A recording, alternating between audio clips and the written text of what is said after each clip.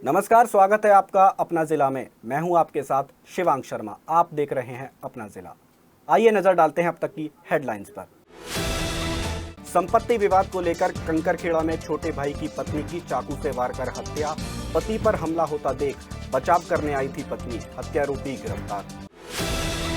आबूलैन व्यापार संघ में आकाश खन्ना पैनल की जीत। 211 मतों पर हुआ था चुनाव। चुनाव के परिणामों की घोषणा होते ही खूब हुई आतिशबाजी। कमिश्नर हरिकेश भास्कर यशोद ने परियोजनाओं और कार्य समीक्षाओं की बैठक, दिए उचित दिशा निर्देश।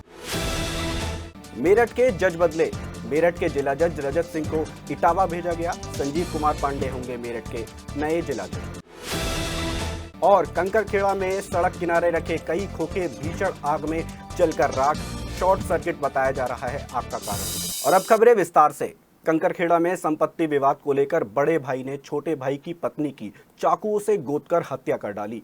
पति पर हमला होता देख पत्नी बीच बचाव करने आई थी, तभी उस पर चाकुओं से वार कर दिया गया। मामला कंकरखेड़ा थाना इलाके के न्यू गोविंदपुरी का है। यहां रहने वाले बड़े भाई इकरामुद्दीन का अपने छोटे भाई राजुद्दीन से संपत्ति को लेकर विवाद चल रहा था। राजुद्दीन अपना मकान बना रहा है और वहां से पति पत्नी साथ आ रहे थे, तभी शराब के नशे में धुत इकरामुद्दीन अपनी मां के साथ अभद्रता कर रहा था तो राजुद्दीन ने विरोध किया। आरोप है कि इस पर इकरामुद्दीन ने छोटे भाई राजुद्दीन के पैर में चाकू मार दिया।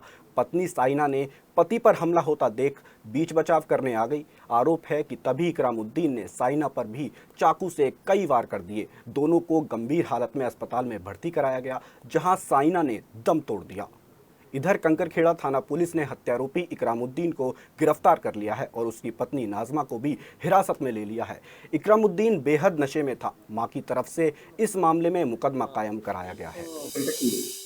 कल शाम थाना कंकरखेड़ा के साधुनगर क्षेत्र में दो भाइयों के बीच में किसी बात को लेकर कहासुनी हो गई थी, जिसके बाद जो बड़ा भाई इकरामुद्दीन उसने अपने छोटे भाई साउद्दीन और उसकी वाइफ साइना के ऊपर चाकू से हमला किया था, जिसमें साउद्दीन के पैर पे चाकू से वार किया था और जो साइना थी उनके सीने और पेट पे वार किया था। इन दोनों को उपचार हेतु अस्पताल में एडमिट कराया गया था, जहाँ पे उपचार के दौरान जो साइना है उसे डॉक्टरों ने मृत घोषित कर दिया। इसमें त्वरित कार्रवाई करते हुए पुलिस द्वारा 2 टीमें फॉर्म की गई थी। इसमें उसे जो बड़ा भाई इकरामुद्दीन उसे पुलिस द्वारा गिरफ्तार कर लिया गया है। इसका एक अन्य साथी भी गिरफ्तार हुआ है। इन दोनों को ये माननीय न्यायालय के सामने पेश कर इसमें आवश्यक कार्रवाई की जा रही है। आबूलैन व्यापार संघ के चुनाव में आकाश खन्ना पैनल ने जीत हासिल की है। 16 पदों में से 15 पदों पर यह पैनल हावी रहा। केवल एक मंत्री पद पर ही प्रतिद्वंदी प्रदीप गुप्ता पैनल का प्रत्याशी विजयी हुआ। पहली बार मतदान से व्यापारियों ने पदाधिकारियों का चुनाव किया। अक्षय तृतीया पर्व के बावजूद मतदान को लेकर खासा उत्साह नजर आया। 211 में से 210 व्यापारियों ने मतदान किया। वहीं आकाश खन्ना को 123 मत मिले और उनके मुकाबले प्रदीप गुप्ता को 39 वोट कम मिले। महामंत्री पद पर राजवीर सिंह ने 46 मतों से मुकुल त्यागी को हराया। आकाश पैनल के ही गौरव सेठ ने भी 46 मतों से चितवन अरोड़ा को हराया। चुनाव में संयुक्त व्यापार संघ के अध्यक्ष अजय गुप्ता के बेटे सागर गुप्ता मंत्री पद के लिए चुनाव में मैदान में थे। उन्हें चुनाव में सर्वाधिक 145 वोट मिले। प्रदीप गुप्ता पैनल से जीत हासिल करने वाले आबूलैन व्यापार संघ के चुनाव में जीत दर्ज करने वाले एकमात्र उम्मीदवार गुप्ता रहे। आकाश पैनल से प्रचार मंत्री पर सचिन रस्तोगी पहले ही निर्विरोध निर्वाचित हो चुके हैं। चुनाव अधिकारी राहुल दास ने विजयी उम्मीदवारों के नाम की घोषणा की। सुबह 10 बजे से दास मोटर्स परिसर में मतदान शुरू हुआ था। 4 मतपेटियां रखी गई थीं। मौके पर बड़ी संख्या में व्यापारी जमा थे। भारी पुलिस बल भी तैनात रहा था। पुलिस और प्रशासनिक अधिकारी मतदान स्थल पर जमे रहे। मतदान प्रक्रिया की वीडियो रिकॉर्डिंग भी कराई गई।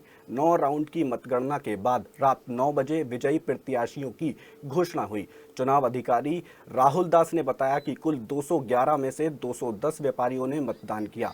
जो झूठा प्रचार और प्रोपेगेंडा फैलाया जा रहा था, उसके खिलाफ जनता ने उन्हें ललकार दिया है झूठे लोगों को। आयुक्त सभागार में आयुक्त मेरठ मंडल मेरठ कमिश्नर हरिकेश भास्कर यशोद ने आयुक्त सभागार में मेरठ मंडल अव्यवस्थित विकास प्राधिकरण स्तर पर संचालित विभिन्न परियोजनाओं और कार्यों समीक्षा की बैठक ली। बैठक में न्यू टाउनशिप योजना, महत्वपूर्ण परियोजना की प्रगति, अव्यवस्थापना निधि प्रगति, सेक्शन 33 का क्रियान्वयन, भूखंड का पंजीकरण, हस्तांतरित कॉलोनी तथा अन्य महत्वपूर्ण बिंदुओं पर विस्तार पूर्वक विचार विमर्श किया गया। उन्होंने भूमि जुटाव हेतु धनराशि, किसानों से भूमि खरीद, क्रय दर निर्धारण, किसानों से भूमि खरीद के संबंध में सहमति और क्रय की जा चुकी भूमि की अद्यतन स्थिति एवं विभिन्न परियोजनाओं की प्रगति के बारे में जानकारी प्राप्त कर आवश्यक दिशा निर्देश दिए गए। कंकरखेड़ा में खिरवा रोड पर सड़क किनारे रखे कई खोखों में आग लग गई। पहले एक खोखे में आग लगी, फिर उसके बाद आसपास के रखे कई और खोखे भी आग की चपेट में आ गए। आग इतनी भीषण थी कि पलक झपकते ही खोखे धू धू कर जल उठे और राख हो गए। इन खोखों में जो भी सामान रखा हुआ था वो भी जलकर राख हो गया। वहीं आग लगने का कारण शॉर्ट सर्किट बताया जा रहा है। पास से ही गुजर रहे एक शख्स ने इस आग की वीडियो बनाई और सोशल मीडिया पर वायरल कर दी। बहरहाल कंकरखेड़ा थाना पुलिस मामले की जांच करने में जुटी है कि आखिर आग लगने का कारण क्या थे। वहीं बुधवार देर रात करीब 10 बजे कंकरखेड़ा के श्रद्धापुरी रोड पर बारात की चढ़त के दौरान आतिशबाजी की चिंगारी सड़क के किनारे खड़े कन्हैया के सब्जी के खोखे में जा लगी, जिसके बाद देखते ही देखते खोखे में आग लग गई और कई खोखे जल गए। वहीं सूचना पर पहुंची दमकल विभाग की गाड़ी ने खोखों में लगी आग बुझाने का काफी प्रयास किया, लेकिन आग इतनी भयंकर थी कि सभी खोखे पूरी तरीके से जलकर राख हो गए, जिससे दुकानदार को लाखों रुपए का नुकसान हुआ। कंकरखेड़ा थाना क्षेत्र के गांव द्वारकापुरी में बुधवार देर रात मंदिर के पास लगे श्रद्धांजलि के पोस्टर फाड़ने और उन्हें जलाने पर पाल समाज के लोग भड़क गए और थाने पहुंचे, जहां गांव द्वारकापुरी के रहने वाले गौरव सतेंद्र मोहित ने बताया कि कश्मीर के पहलगाम में कुछ दिनों पहले आतंकवादियों द्वारा भारतीयों की हत्या कर दी गई थी, जिसको लेकर हम लोगों ने अपने गांव में उन्हें श्रद्धांजलि देते हुए आतंकवादियों के खिलाफ जुलूस निकाला था और अपने मंदिर के बाहर और गली में श्रद्धांजलि के पोस्टर लगा दिए थे। आरोप है कि अचानक बुधवार देर रात शरारती तत्वों ने पोस्टर फाड़ दिए और उन्हें जला दिया गया। क्षेत्रवासियों ने पुलिस से पोस्टर फाड़ने और उन्हें जलाने वाले लोगों की पहचान कर उनके खिलाफ मुकदमा दर्ज करने की मांग की है। सर, हमने 26 तारीख में रैली निकाली थी, तो हमने बैनर छपवाए थे। किस लिए निकाली? ये जो पहलका गांव में अभी जो हमारे नौजवान मारे गए, इसके नाम के हमने बैनर छपवाए थे और मंदिर के सामने हमने टंगे थे और अपने घर के सामने हमारे गांव के जो भी काफिर लोग हैं उन्होंने वे पोस्टर जला दिए। जिला अधिकारी डॉक्टर वीके सिंह ने बुधवार को विकास भवन सभागार में जिला नियामक समिति के पदाधिकारियों और जिले के सभी माध्यमिक विद्यालयों के प्रबंधकों और प्रधानाचार्यों के साथ बैठक की। बैठक में जिलाधिकारी ने स्ववित्त पोषित माध्यमिक विद्यालयों के प्रबंधकों और प्रधानाचार्यों को पुस्तकें और यूनिफॉर्म को व्यावसायिक दृष्टि से नहीं बेचने के दिशा निर्देश दिए। साथ ही कहा कि अगर किसी ने भी इन निर्देशों का पालन नहीं किया तो उसके खिलाफ कार्रवाई भी की जाएगी। डीएम ने सभी को निर्देश दिए कि वो विद्यालयों में एनसीईआरटी पुस्तकें लगवाने और अनावश्यक रूप से स्कूल फीस में वृद्धि न करें। साथ ही डीएम ने निर्देश दिए कि उनके स्कूलों में चलने वाली बसों की फिटनेस समय से करवाएं और बिना फिटनेस प्रमाण पत्र के बसों को सड़कों पर न उतारें। बैठक में सीडीओ, जिला विद्यालय निरीक्षक, बेसिक शिक्षा अधिकारी सहित अन्य संबंधित अधिकारी मौजूद रहे। इसके अलावा एक होता है जिसमें वेरी इंपॉर्टेंट पॉइंट है। प्रधानमंत्री उच्च शिक्षा अभियान के अंतर्गत 2 दिवसीय राष्ट्रीय कार्यशाला multi disciplinary education and research university का आयोजन दिल्ली में हुआ, जिसमें चौधरी चरण सिंह यूनिवर्सिटी की कुलपति संगीता शुक्ला ने ई गवर्नेंस विषय पर उच्च शिक्षण संस्थानों में सुशासन की दिशा में डिजिटल परिवर्तन के महत्व की जानकारी दी। कुलपति संगीता शुक्ला ने बताया कि सूचना प्रौद्योगिकी के माध्यम से प्रशासनिक प्रक्रियाओं को पारदर्शी, सुगम और उत्तरदायी बनाना समय की मांग है। साथ ही ई गवर्नेंस के क्रियान्वयन में आ रही बाधाओं, डिजिटल डिवाइस, साइबर सुरक्षा और प्रशिक्षित मानव संसाधन की कमी को रेखांकित करते हुए हर विश्वविद्यालय में समर्थ इम्प्लीमेंटेशन कमेटी का गठन, प्रशिक्षण कार्यक्रमों का आयोजन और साइबर सुरक्षा के लिए नीति निर्धारण की जानी बेहद जरूरी है। उत्तर प्रदेश में देर शाम कई जिलों में जिला जजों के तबादले किए गए हैं। ट्रांसफर ऑर्डर बुधवार देर शाम जारी किया गया। मेरठ के जिला जज रहे रजत सिंह जैन का तबादला इटावा कर दिया गया है। उनके स्थान पर अब वाराणसी के जिला जज रहे संजीव कुमार पांडे को मेरठ भेजा गया है। वो मेरठ जिले के नए जिला जज होंगे। रजत सिंह जैन के स्थान पर अब वाराणसी में तैनात संजीव पांडे को मेरठ जिला जज नियुक्त किया गया है। संजीव पांडे वाराणसी से पहले मेरठ कमिश्नरी के जिला जज जिला बागपत में जिला जज रह चुके हैं। वो पश्चिमी यूपी से वाकिफ हैं। 2011 बैच में जुडिशियल सेवा में आए जज संजीव कुमार पांडे पिछले 1 साल से वाराणसी के जिला जज के तौर पर तैनात थे। वो ज्ञानवापी के 7 केस की सुनवाई भी कर रहे थे। मूल रूप से चंडीगढ़ के निवासी हैं। यूपी में कुल 40 जिला जजों के तबादले, राज्य में कुल 40 जनपदों के जिला जजों का हुआ तबादला। उत्तर प्रदेश में औरैया, संबल, महोबा, बिजनौर, झांसी, मुरादाबाद के जिला जजों का तबादला किया गया है। औरैया, संबल, महोबा, बिजनौर, झांसी, मुरादाबाद के अलावा रामपुर, प्रतापगढ़, बाराबंकी, बलरामपुर, इटावा, बहराइच, वाराणसी, मेरठ, महाराजगंज, बांदा, पीलीभीत, आगरा, बागपत, हापुड़, नोएडा, अमरोहा, गोंडा, फिरोजाबाद, गोरखपुर, रमाबाई नगर, बदायूं, कानपुर, प्रयागराज, मुजफ्फरनगर, गाजियाबाद, भदोही, फर्रुखाबाद, अलीगढ़, कौशाम्बी, मथुरा, देवरिया, हाथरस, श्रावस्ती, कैराना के जिला जज भी बदले गए। मुस्कान और साहिल की जमानत पर आज यानी बुधवार को सुनवाई नहीं हो सकी। जज ने सुनवाई के लिए लंच से पहले का समय दिया था। मुस्कान, साहिल दोनों आरोपियों की पैरवी करने वाली सरकारी वकील रेखा जैन ने कहा, अभी मैंने केस डायरी को रीड नहीं किया, इसलिए आज सुनवाई न की जाए। रेखा जैन ने न्यायालय में केस डायरी पढ़ने के लिए 1 दिन का वक्त मांगा है। इस पर सुनवाई टाल दी गई है। अब कल यानी 1 मई को मुस्कान, साहिल की जमानत याचिका पर सुनवाई होगी। रेखा जैन ने 24 अप्रैल को मुस्कान, साहिल की जमानत के लिए पेश की एप्लीकेशन में जमानत का मुख्य आधार हत्या होने के काफ़ी समय बाद मुकदमा दर्ज होना बताया है। साथ ही उन्होंने कहा कि हत्या का कोई आई विटनेस नहीं है जो साबित करता हो कि हत्या मुस्कान और साहिल ने की है। कोई ऐसा प्रमुख साक्ष्य नहीं जो मुस्कान, साहिल को दोषी ठहराता हो, इसलिए दोनों को जमानत दी जाए। वहीं सरकारी वकील की बेल एप्लीकेशन पर थाना ब्रह्मपुरी ने अपना नेगेटिव कमेंट लिखकर दाखिल कर दिया है।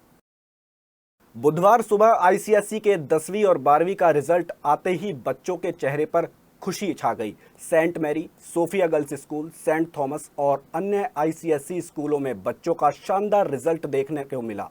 आईसीएसई के 10वीं के रिजल्ट की बात करें तो 99.20% के साथ सेंट मैरी के तन्मय अग्रवाल डिस्ट्रिक्ट टॉपर रहे। उसके बाद 98% लाकर सेंट मैरी के दूसरे टॉपर रहे आइराज संयम और वरीन बारगोत।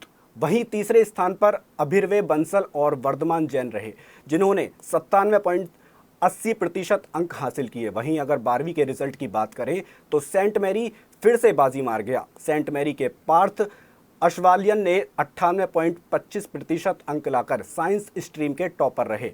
उसके बाद दूसरे टॉपर अनुग्रह कौशिक रहे, जिन्होंने 98 अंक हासिल किए और तीसरे टॉपर कुशाग्र जैन 97.25% के साथ रहे। वहीं बच्चों के माता पिता उनकी इस जीत पर काफ़ी उत्साहित भी नजर आए। छात्रों ने सिटी हलचल से खास बातचीत कर अपनी खुशी जाहिर की और साथ ही बताया कि वो आगे चलकर अपना करियर चलेंगे। डिस्ट्रिक्ट में टॉप किया है और 98.25% लाए हैं। इनसे जानते हैं कि इनकी प्रेपरेशन कैसी रही। प्रेपरेशन बहुत अच्छी रही थी, स्कूल वालों ने बहुत हेल्प करी थी और बेसिकली जो कोचिंग थी वो सीबीएसई को लेकर होती है, तो आईसीएसई के जितने भी टॉपिक्स हैं और आईसीएसई में जो एक्स्ट्रा चीज़ें हैं वो स्कूल के हेल्प से ही हो पाए हैं। और आपका पेरेंट्स का क्या रोल रहा आपकी इस जर्नी के अंदर? पेरेंट्स का बहुत सपोर्टिव रोल रहा है हर वक्त। पेरेंट्स का, टीचर्स का, फैमिली का बहुत सपोर्टिव रोल रहा। और आइए इनकी मदर से बात करते हैं। आप बताना चाहेंगे कुछ? नहीं, I am proud of him, proud moment for a mother. कुछ बताइए इन्होंने कैसे प्रेप की अपनी और किस तरीके से इन्होंने अपने लेवल पे प्रिपरेशन किया, सारा कुछ प्रॉपर गाइडेंस या तो टीचर्स की थी या इसकी अपनी लगन थी, जिससे प्रिपेयर किया। और आपके एम्बिशंस क्या हैं अब आगे जाके? अभी इंजीनियरिंग करेंगे, जेई मेंस क्लियर हो गया है, जेई एडवांस के लिए तैयारी कर रहे हैं। आइए अब बात करते हैं तन्मय अग्रवाल से, जिन्होंने 10th में टॉप किया है सेंट मैरीज के अंदर। मैं इनसे जानना चाहूँगा कि इन्होंने कैसे इस अचीवमेंट को हासिल किया और इनकी प्रेपरेशंस कैसी रही? देखिए, सबसे पहले तो ऑफकोर्स मेरे पेरेंट्स ने मेरा बहुत सपोर्ट करा, जिसकी वजह से मैं यहाँ आया हूँ। और सेकेंडली मैं क्रेडिट देता हूँ कि मैं स्कूल रोज़ आता था और स्कूल रोज़ आना हमें हमेशा हेल्प करता है। आजकल बच्चे क्या करते हैं, वो स्कूल को इतनी वैल्यू नहीं करते, लेकिन मेरे अकॉर्डिंग सबसे ज़्यादा वैल्यू स्कूल की होती है और उसी ने मुझे काफ़ी हद तक हेल्प करा। बाद में स्कूल में जो भी मुझे होमवर्क मिलता था, जो भी काम होता था, मैं घर आके करता था। लेकिन मेरे अनुसार स्कूल आना और स्कूल के सब टीचर्स इतने सपोर्टिव हैं, इवन जो मुझे पढ़ा रहे हैं, जो नहीं पढ़ा रहे, सब ने मेरी ऐसे हेल्प करने की कोशिश करी है, जिस वजह से मैं यहाँ आ पाया हूँ। फ्यूचर में आपके एम्बिशंस क्या होंगे अब? फ्यूचर अभी मैं इंजीनियरिंग की तैयारी कर रहा हूँ, फ्यूचर में आईआईटी जाने का सपना है, बाकी देखते हैं। और इनकी मम्मी भी हमारे साथ मौजूद हैं। मैं उनसे जानना चाहूँगा कितना प्राउड महसूस कर रही हैं वो इस अचीवमेंट पर अपने बेटे की। मैं प्राउड तो बहुत महसूस कर रही हूँ, ज़मीन पर मेरे पैर नहीं हैं, लेकिन सबसे ज़्यादा मैं शुक्रिया उस ऊपर वाले का करती हूँ जिसने हमें आज ये दिन दिखाया, और स्कूल के स्टाफ का, टीचर का, सभी का, प्रिंसिपल सर का, कोऑर्डिनेटर मैम का, जो उन्होंने हमें इतना सपोर्ट किया और इसका भविष्य सुधारने में इसकी हेल्प करी। मेरी जो प्रिपरेशन थी वो बैलेंस थी। मैंने सभी सब्जेक्ट्स को इक्वल वेटेज दी। ऐसा नहीं कि साइंस को ज़्यादा देनी है या फिर ह्यूमैनिटीज़ वाले सब्जेक्ट्स को कम। मैंने सेल्फ स्टडीज़ पे ही फोकस करा, ट्यूशन्स वगैरह पे नहीं गया क्योंकि I can't handle tuitions. Self studies से मुझे ये रहता है कि हाँ मैंने इतना कर लिया और मेरे पास सारा कंट्रोल रहता है कि मैं कितनी तैयारी कर सकता हूँ। तो मेरा मेन सेंटर सेल्फ स्टडीज़ के ऊपर ही था। फ्यूचर में आप अपने आप को कहाँ देखना चाहेंगे? मैं फ्यूचर में अपने आप को IPS बनना देखना चाहता हूँ। मैं ये चाहता हूँ कि देश में जो पुलिस है वो पुलिस जो है अनसोशल एलिमेंट्स को मिटाए और साथ में जो डिसिप्लिन है देश में उसे चलाए, क्योंकि बिना किसी डिसिप्लिन के कोई देश सक्सेसफुल नहीं हो सकता। और आपके पेरेंट्स का ऐसा क्या रोल रहा इस जर्नी में? मेरे पेरेंट्स का एक अलग ही रोल रहा क्योंकि उन्होंने मुझे कभी प्रेशर नहीं बनाया मेरे ऊपर। साथ ही वो टीचर्स हैं तो वो समझते हैं कि एक स्टूडेंट पे किस तरह का प्रेशर रहता है जब खासकर बोर्ड एग्जाम्स होते हैं। तो उन्होंने मुझे गाइड करा। साथ ही मेरे पापा ने मुझे मेरी साइंस और मैथ साइड संभाली, मदर ने इंग्लिश साइड। तो इन दोनों की मदद से मैंने सेल्फ स्टडीज़ के साथ आज इस मुकाम पे पहुंचा हूँ। इनके फादर से भी बात कर लेते हैं कि वो कैसा महसूस कर रहे हैं इस अचीवमेंट पर। बहुत अच्छा लग रहा है सर। जब बच्चे की उपलब्धि होती है तो माँ बाप को अच्छा लगता ही है, पर हमारा उद्देश्य यही रहा है कि बच्चा परसेंटेज में ना जाए, ये है कि देश का अच्छा नागरिक बने, देश की सेवा करे, देश के काम आ सके। इनकी मम्मी से भी इनकी राय जान लेते हैं। आप कितना प्राउड महसूस कर रही हैं? बहुत प्राउड फील कर रही हूँ मैं। आज बच्चे ने नाम रोशन किया है और बच्चे की ये सारी खुद की मेहनत है। हम इसको सिर्फ सपोर्ट करते रहे कि टाइम टू टाइम की क्या चाहिए क्या नहीं चाहिए। हमने कभी भी इसके ऊपर प्रेशर नहीं बनाया। मैं मौजूद हूँ सेंट मैरी स्कूल के अंदर और यहाँ पर 10th और 12th का रिजल्ट आया है और यहाँ पर हमारे साथ मौजूद हैं टॉपर 10th के अभिर्वय बंसल। तो मैं इनसे जानना चाहूँगा आपने कैसे इसकी प्रिपरेशन करी और आपके एम्बिशंस क्या होंगे आगे? मैंने प्रिपरेशन तो ऐसे करी कि बस जो स्कूल में पढ़ाया गया उसके नोट्स बनाए, उसको रिलीजियसली फॉलो करा और अपने डेली टास्क कंप्लीट करे। और एम्बिशन यही रहेगा कि आगे बस जेई देना है, जेई में कुछ अच्छा करना है और बस फिर सेटल हो जाना है। और आपके पेरेंट्स का क्या रोल रहा है इस आपकी सक्सेस? उन्होंने तो बहुत मोटिवेट करा मुझे। जब भी मुझे ऐसा लगता था कि मैं कहीं टेस्ट में बुरे मार्क्स आते थे तो मैं कहीं लैग कर रहा हूँ, तो उन्होंने मोटिवेट करा मुझे। तो एक मेंटल सपोर्ट काफ़ी अच्छा दिया उन्होंने। इनके फादर हमारे साथ मौजूद है, इनसे ही मैं जानना चाहूँगा आपको कैसा महसूस हो रहा है? बहुत अच्छा महसूस हो रहा है। बच्चे अच्छा करते हैं तो हम लोगों को गर्व होता है एंड मेहनत इनकी है, हमारा तो सपोर्ट है बस। मेरे टीचर्स का मिस्टर हिमांशु ग्रोवर जो अकाउंट सब्जेक्ट पढ़ाते थे, मेरी ट्यूशन टीचर का मिसेस चारू मैम जिन्होंने मेरे को अकाउंट्स पढ़ाया, उन सबका बहुत ही अच्छा रोल रहा। बाकी मेरी फैमिली फ्रेंड्स ने मेरी बहुत मदद करी। तो आपकी फैमिली का क्या रोल था इसमें, कैसे सपोर्ट किया? फैमिली का बहुत रोल था। मेरे को रोज़ दादी कहती थी बेटा पढ़ लो, मम्मी कहती थी बेटा पढ़ लो, रोज़ मेरे को बोलते थे। और बाकी तो यही अच्छा रहा फैमिली का रोल, सब ने सपोर्ट करा। बता दें कि इन्होंने अकाउंट्स में टॉप किया और उन्होंने ओवरऑल 3rd पोजीशन अचीव करी है ओवरऑल 12th के अंदर। तो मैं इनके फादर से जानना चाहूँगा। वेरी प्राउड, बहुत ही प्राउड महसूस कर रहा हूँ। मतलब वर्ड्स बयान करने के लिए नहीं है, लेकिन I am so happy and so proud. Well done my son, well done. आइए अब बात करते हैं वर्धमान से जिन्होंने 3rd पोजीशन हासिल करी है 10th के अंदर। मैं इनसे जानना चाहूँगा आप कैसा फील कर रहे हैं? अच्छा फील कर रहा हूँ, ऑब्वियसली प्राउड फील कर रहा हूँ। विशेष अभी की जो एक्सपेक्टेशंस थी उनको पूरा कर पाया हूँ और मेहनत सक्सेसफुल हो गई। खुशी है इस चीज़ की। आपने तैयारी कैसे करी इस अचीवमेंट को हासिल करने में? आपने किस तरीके की प्रिपरेशन करी? मेनली तो टीचर्स ने सपोर्ट किया था। टीचर्स ने सब कुछ अच्छे से, कभी क्लासेस मिस हो जाती थी तो उन्हें फिर से पढ़ाया वो चीज़।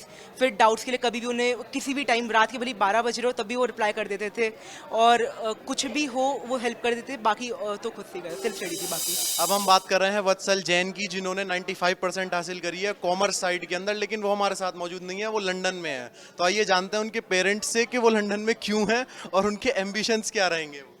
हेलो एवरीवन, वत्सल इस समय लंदन गया हुआ है अपने फ्यूचर प्लान्स को एक्टिवेट करने के लिए। कौन से कॉलेज में उसे एडमिशन लेना है, कई सारे कॉलेजेस की उस पर अपॉर्चुनिटीज़ आई हुई थी, इसीलिए वो वहाँ गया हुआ है। हम उसे बहुत मिस कर रहे हैं, पर we are very proud of वत्सल।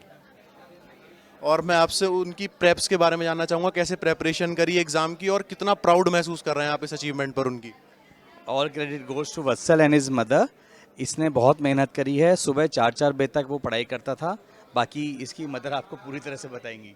उसने अपना एक टारगेट सेट कर लिया था कि उसे इतना करना ही करना है, नो मैटर क्या बचा है, किस समय हो रहा है, वो हर समय सिर्फ पढ़ता ही रहता था. Then I was like he had made us proud, really he has made us proud.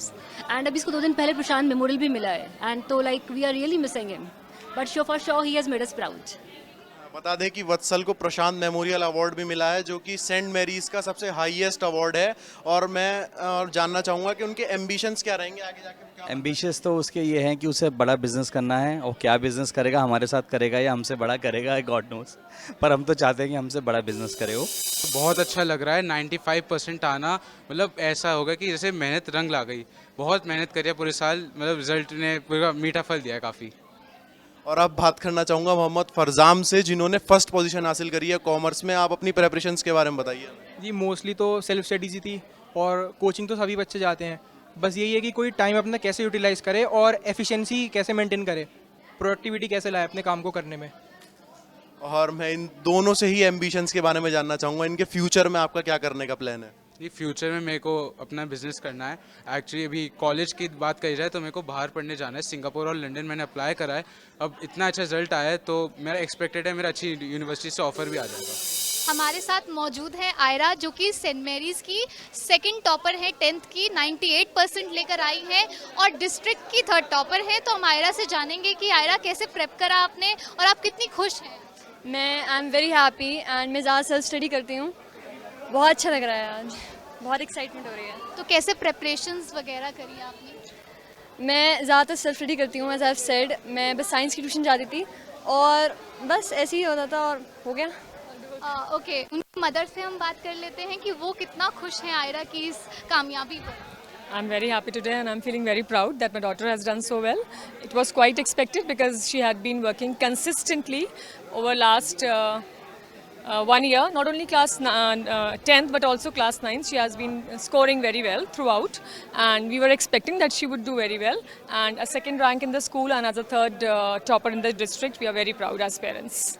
उनके फादर से भी बात कर लेते हैं. सर, आप कैसा मेरे लिए बहुत प्राउड का मोमेंट है, बहुत ज़्यादा है. मतलब I can not explain the feelings inside me. I am really happy and really happy for her. Thank you sir. Cameraman Amit Kumar के साथ सिटी हलचल.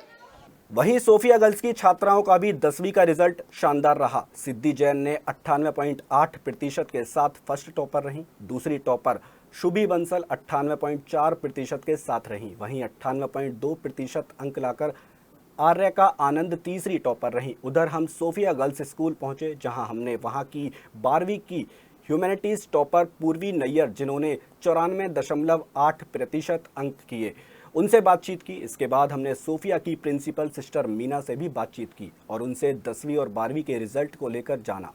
सिस्टर मीना ने टॉपर्स के बारे में बताते हुए उनके उज्जवल भविष्य की कामना की. अब सेंट मैरीज के बाद हम आ गए हैं सोफिया गर्ल्स स्कूल. ये हम बात करेंगे पूर्वी से, जो कि ह्यूमैनिटीज़ की 2nd टॉपर है. 94.75% लाई है.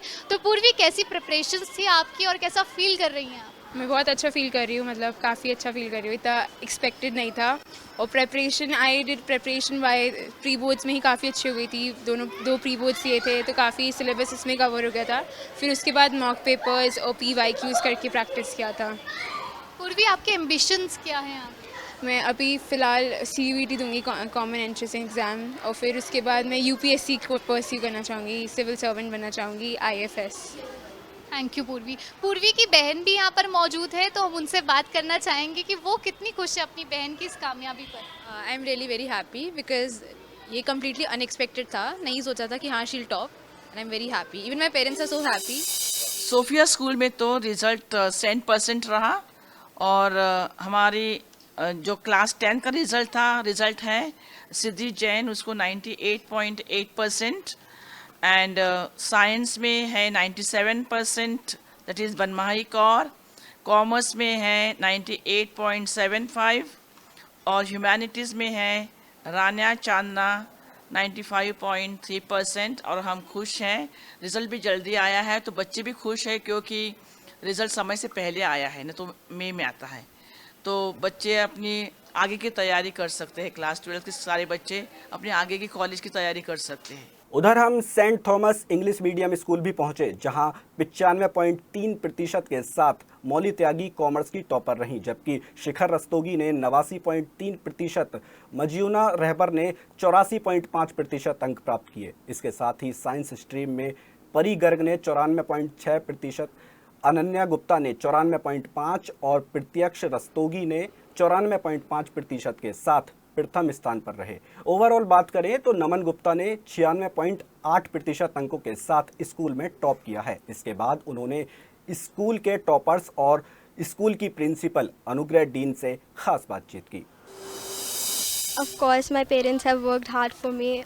That is for obvious, and I've also worked hard. I was actually not a very.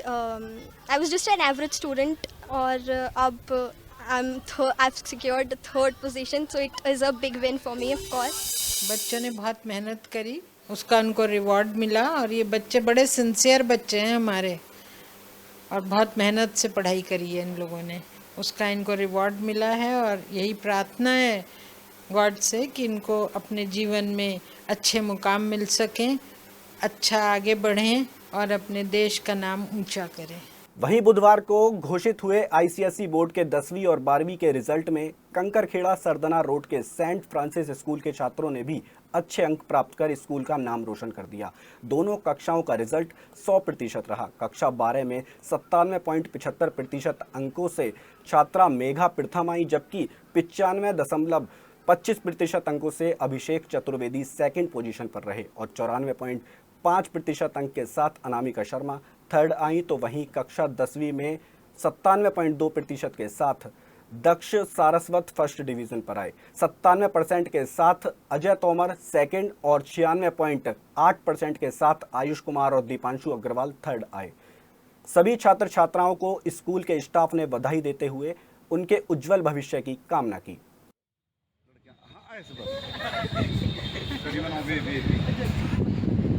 भारतीय परंपरा में अहम माने जाने वाले त्योहार अक्षय तृतीया पर बुधवार को बाजारों में रौनक नजर आई। सोना चांदी खरीदने के लिए लोगों की भीड़ ज्वेलर्स की दुकान पर नजर आई और महिलाओं ने अपने परिवार के साथ जमकर सोने चांदी की खरीदारी की। हालांकि सोना चांदी के बढ़ते दामों की लेकर के लोगों में थोड़ी निराशा जरूर थी, लेकिन मान्यता के अनुसार अक्षय तृतीया पर थोड़ा थोड़ा सामान खरीदकर नेक जरूर किया जाता है।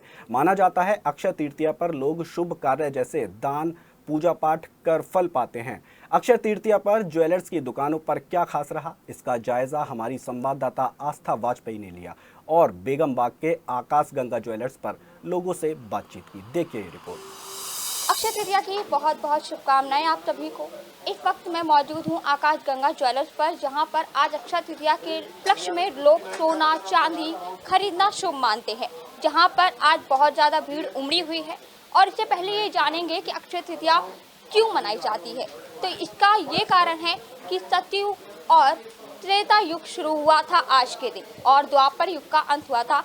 इस वजह से हिंदू मान्यताओं में ये ही कहा गया है, उसके चलते अक्षय तृतीया मनाई जाती है। और आज के दिन न जाने दान पुण्य सोना चांदी खरीदा जाता है। यहाँ पर हम कुछ लोगों से बात करेंगे कि सोना खरीद रहे हैं और सोने को लेकर क्या खरीदने आए हैं, क्या क्या वैरायटीज आई हैं, क्या नई वैरायटी को लेने आए हैं।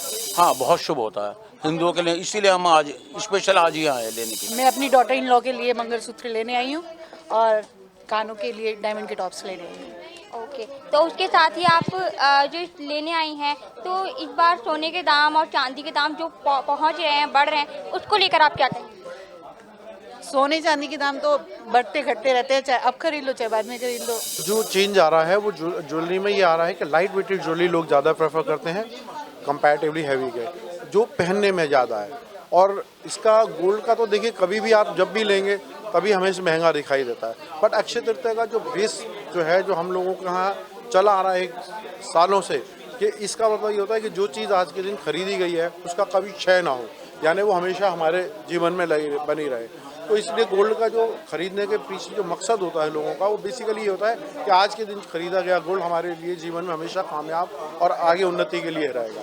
ये बेस्ट इसका टाइम है खरीदने का और इसीलिए लोग आप देख भी रहे हैं उसका इफेक्ट भी देख रहे हैं। बाकी महंगा सस्ता तो जब भी कोई चीज़ खरीदें तब सस्ती ही होती है, जब 2 साल बाद उसको कंपैरिजन करेंगे तो महंगी दिखाई देगी। अपने सहयोगी कपिल सोनी और कैमरा पर्सन राजेश शर्मा के साथ मैं आस्था वाजपेयी, सिटी हलचल। उधर अक्षय तृतीया के मौके पर महिलाएं खूब सोने चांदी की ज्वेलरी खरीदती हुई दिखाई दी, जिसके चलते बाजारों में खासा रौनक दिखाई दी। लोगों की भीड़ को देखते हुए सराफा व्यापारियों ने कई ऑफर्स भी निकाले। इसी कड़ी में सदर बाजार स्थित सक्षम ज्वेलर्स पर भी ग्राहकों की भारी भीड़ देखने को मिली। महिलाएं अपने परिवार वालों के साथ खरीदारी करने पहुंची और खूब ज्वेलर्स खरीदी। इस दौरान समक्ष ज्वेलर्स के ऑनर नीरज राठौड़ ने बताया कि ग्राहकों की पसंद को देखते हुए अक्षय तृतीया पर कई ऑफर्स भी निकाले गए थे ताकि ग्राहक ज़्यादा से ज़्यादा खरीदारी कर सकें। अक्षय तृतीया के लिए एक डायमंड का सेट और एक सोने का सेट लेने के लिए आई हूँ। इस शुभ पर्व हमने एक स्कीम चला रखी थी, 10% जो मेकिंग चार्जों से पे छूट दे रखी थी, जिसके तहत आज काफ़ी काम अच्छा रहा। और यह त्यौहार जो है हिंदू सभी धर्म में बनाया जाता है और सोने चांदी खरीदने का इस पर विशेष महत्व रहता है। मेरठ में अजीबोगरीब कहानी सामने आई है। मौलाना शौहर की दाढ़ी बेगम को पसंद नहीं आई और बार बार कहने पर जब शौहर ने दाढ़ी नहीं कटवाई तो पत्नी देवर के साथ भाग निकली। अब परेशान पति ने पुलिस से अपनी पत्नी और भाई की बरामदगी की गुहार लगाई है। ये मामला चर्चा का विषय बना हुआ है। दरअसल मेरठ के लिसाड़ी गेट थाना इलाके के उज्जवल गार्डन के पास रहने वाले मौलाना शाकिर का निकाह अभी 4 महीने पहले अर्शी के साथ हुआ था। शाकिर का आरोप है कि पत्नी अर्शी को उनकी दाढ़ी पसंद नहीं थी।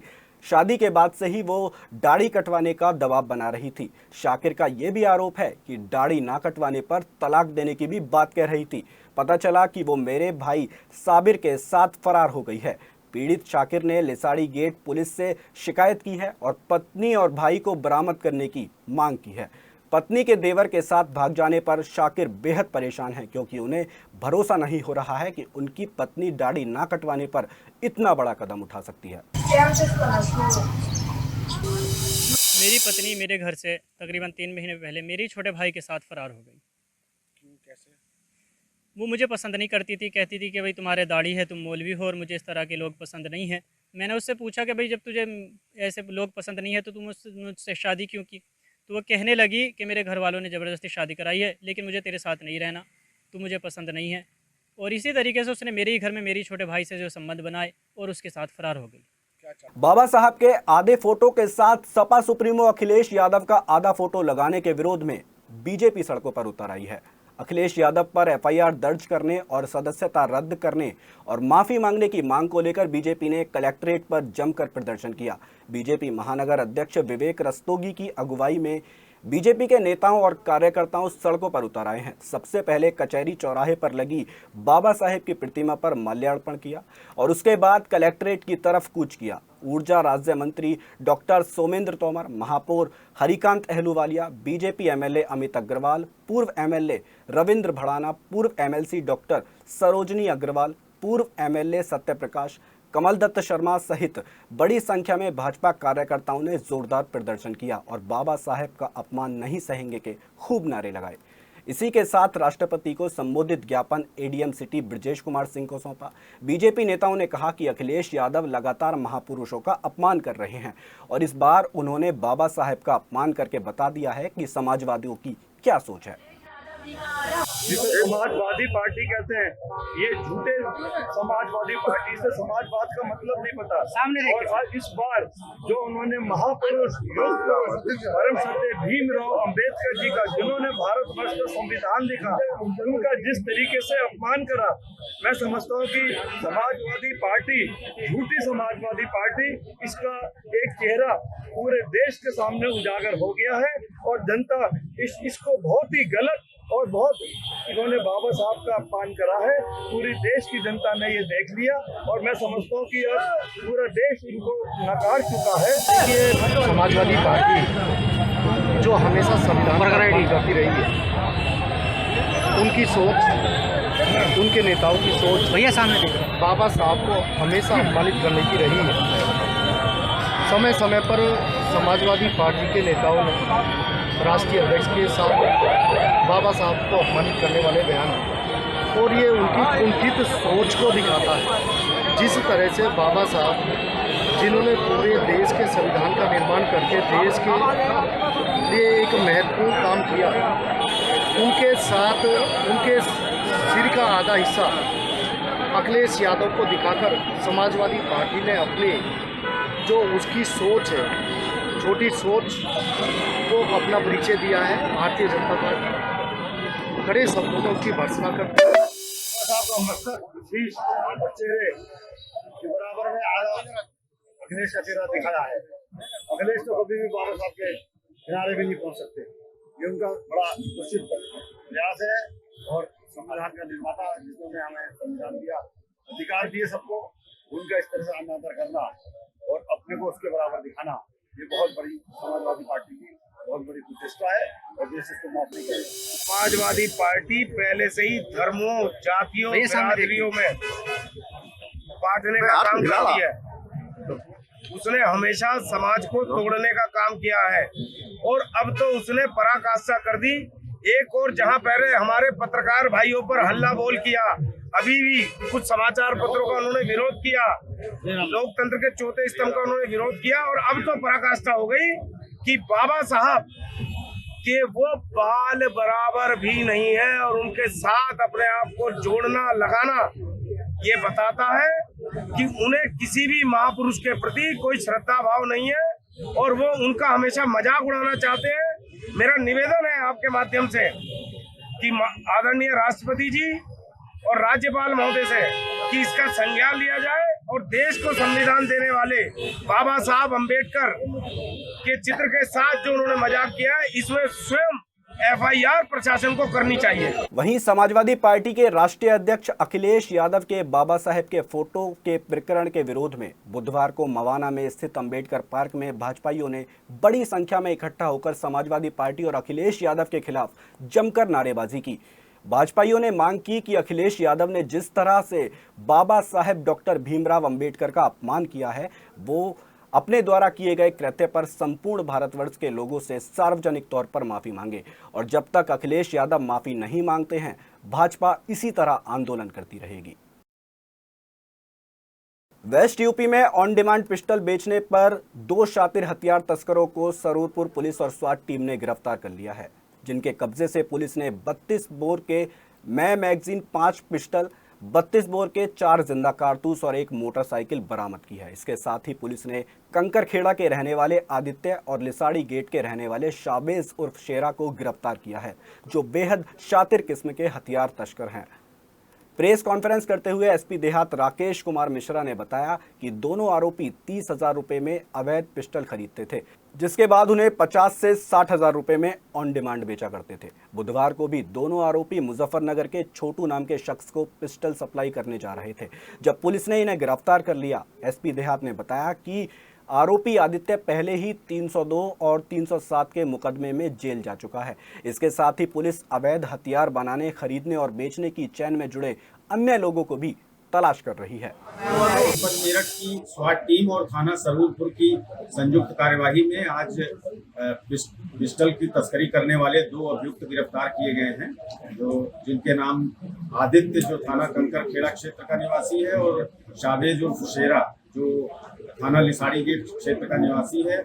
इनके पास से 5 पिस्टल, कुछ कार्ट्रिजेज और जो डिलीवरी के लिए लोग जा रहे थे उस घटना में जो मोटरसाइकिल इस्तेमाल कर रहे थे वो उसको बरामद किया गया है और इनका विस्तृत आपराधिक इतिहास है। सुसंगत धाराओं में मुकदमा दर्ज करके इनको जेल भेजा जा रहा है और इनके फॉरवर्ड और बैकवर्ड लिंकेजेस के बारे में पता लगाया जा रहा है और ये जो चेन है उसको पूरी तरह से इन्वेस्टिगेशन में हम लोग पता करेंगे और उसके बाद अन्य लोग भी जो इसमें आएंगे उनको भी गिरफ्तार किया जाएगा और जो विधिक कार्रवाई है वो थाना सरूरपुर के द्वारा निष्पादित की जाएगी। ब्राह्मण त्यागी भूमिहार समाज ने भगवान परशुराम जी की 6वीं परशुराम शौर्य यात्रा निकाली, जो CCS यूनिवर्सिटी से शुरू होकर गढ़ road, Shastri Nagar, central market, नई सड़क से होते हुए गांधी आश्रम से जादूगर बाग में भगवान परशुराम मंदिर में जाकर संपन्न हुई। शौर्य यात्रा में भगवान परशुराम जी के अलावा भगवान श्री गणेश समेत 4 डोले शामिल रहे। धूमधाम से निकाली गई शौर्य यात्रा में बड़ी संख्या में समाज से जुड़े लोग और युवा शामिल होते हुए दिखे, जिसमें बैंड बाजा और डीजे की धुन पर सभी नारे लगाते और झूमते चल रहे थे। इसके अलावा शौर्य यात्रा का नेतृत्व कर रहे पंडित अरविंद शर्मा समेत यात्रा का जगह जगह भव्य स्वागत भी हुआ।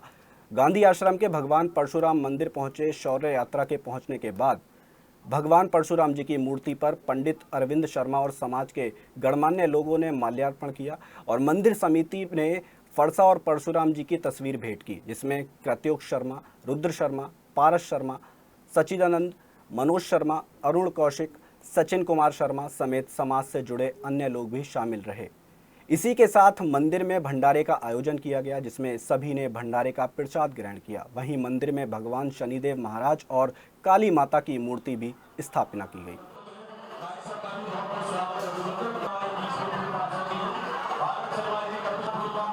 वहीं भगवान परशुराम के जन्मोत्सव को लेकर हरिद्वारी महादेव मंदिर में भी विशेष पूजा अर्चना की गई। पहले भगवान परशुराम की मूर्ति की पूजा की गई और उसके बाद महाआरती हुई। जय बाबा परशुराम के जयकारों से मंदिर गूंज उठा। मुख्य यजमान राजन शुक्ला और सुनीता शुक्ला रहे। पंडित रवि शास्त्री ने विधि विधान से पूजा अर्चना कराई। उसके बाद भंडारे का भी आयोजन किया गया।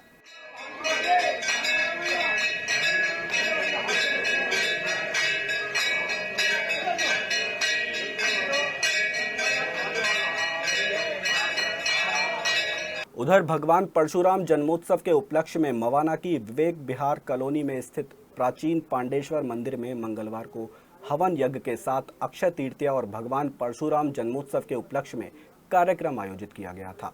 बुधवार को मंदिर प्रांगण में विशाल भंडारे का आयोजन किया गया।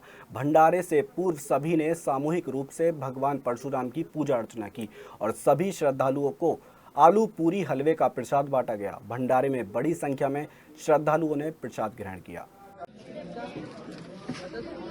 अपने जिले में फिलहाल के लिए इतना ही। मुझे दीजिए इजाजत। नमस्कार।